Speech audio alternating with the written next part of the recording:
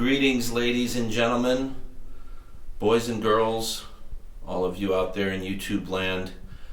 This is a little drum set tour video that I'm going to do featuring my Ludwig Gold Sparkle kit, which I don't use as often for my videos on BONHAMOLOGY, mainly because I just love the sound of the thermos so much, and they're also the more proper period correct sizes for Bonham style stuff. But this kit is a beautiful kit. I love playing this kit. The bass drum is a 24x14, and it's got a 3-ply shell. They're all 3-ply classic Ludwig shells with maple re-rings. However, the bass drum has the granitone paint interior, as does the 18x16.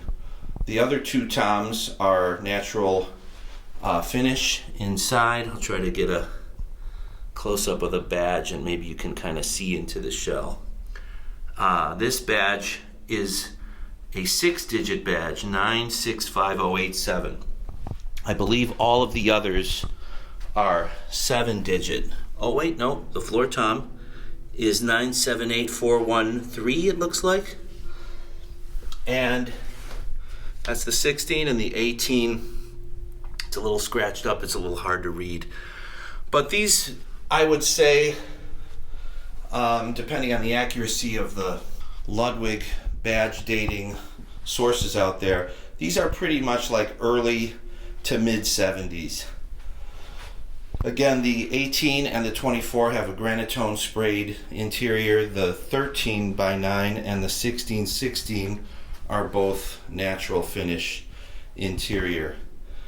I kind of pieced these together. They're a little bit of a Frankenstein kit.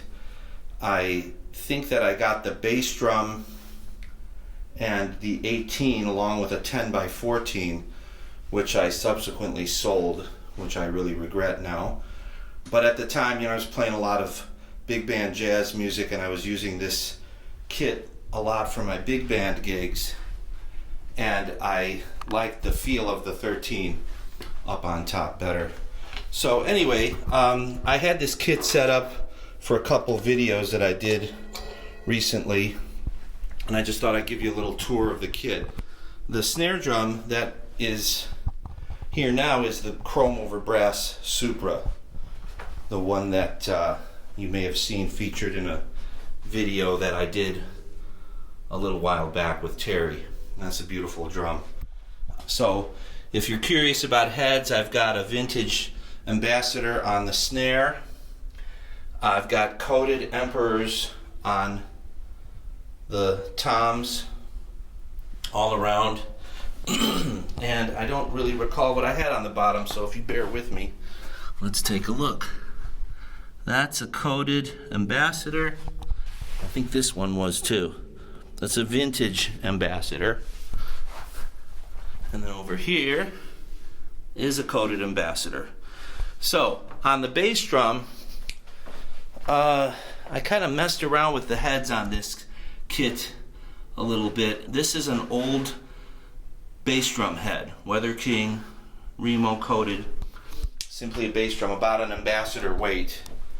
And on the front, I have this fiber skin Power Stroke, which I'm not real thrilled with. It's got the ring, the Power Stroke muffling ring around it.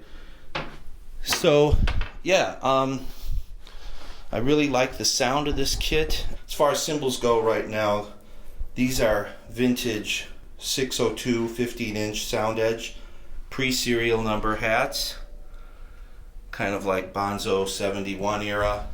Now I got a couple reissues up here because I just love the sound of these and I wanted to change things up recently. This is a 602 Paper-Thin Reissue. Now this cymbal is a bit too soft in some ways, I think, for real loud live playing, but it's just a beautiful sounding crash and I love it to record with, and I also love it for big band gigs. This is a similar 20-inch thin crash 602 reissue that I bought a couple years ago. And this is the infamous 24-inch 602 that cracked recently, and I actually had it repaired. Had to have the crack excised, and you can see where that went down right there. I had it done at Maxwell's drum shop. Steve Maxwell Jr. did the surgery for me. So thank you, Steve, for saving my cymbal.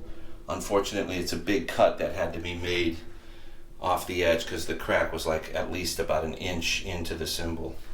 But this is still a great sounding cymbal. What else is there to say about this kit? You know, this kit doesn't have the ultra power that these babies have, but it has a beautiful tone, and the bass drum actually has a really nice solid punch that I love, and it's very responsive. Some people have been asking about my recording setup, which I've kind of changed recently. So I'm using 4 mics, SM57 on the snare, an AKG D112 on the bass drum, and then I've got a pair of Shure overheads condenser mics. They're KSM 137s, which I have pretty much always set up in an XY pattern. By no means do I consider myself an expert in recording drums, but through a little trial and error, this is kind of the default that I've gone to. 32-inch Paiste Mars gong. Some of you may already know that from the Thermogloss drum set tour video. So with this mic setup now, I run everything into this mixer, which is a Allen & Heath Z10FX. And this is a good multi-purpose, basic mixer. I've got the 4 channels that I run, pretty much flat EQ, and everything goes out via this USB thingamajig here into my MacBook, which I use GarageBand to record all the files. And then I take everything, the 4 multi-tracks out of GarageBand, and I usually mix them in a program, Audacity. It's just a free program that you can download, because I haven't been willing to spend the money on Logic or Pro Tools or any of that stuff yet, and I'm actually pretty happy with the sound that I get. So yeah, this is the kit. That's about it as far as the drums go. So how many of you have heard John Bonham play a bossa nova before?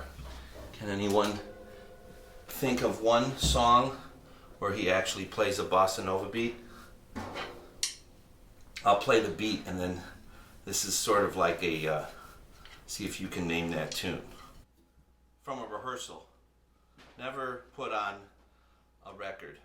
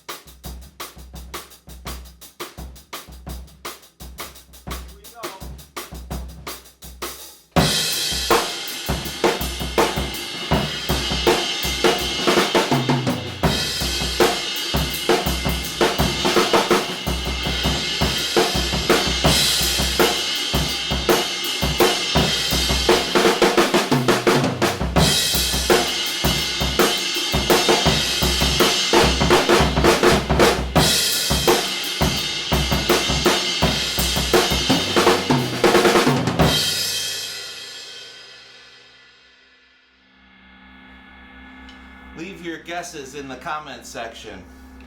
But I think the hardcore Zepp fans are going to recognize what that outtake is from. So thanks always for watching and supporting what I'm doing here.